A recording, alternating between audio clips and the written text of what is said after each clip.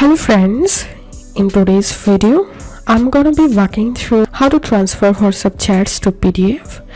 So first of all, launch your WhatsApp application and tap on this three dot icon to the upper right hand corner. Tap on settings, chats, scroll down, tap on chat history, export chat and select the conversation and select include media or without media.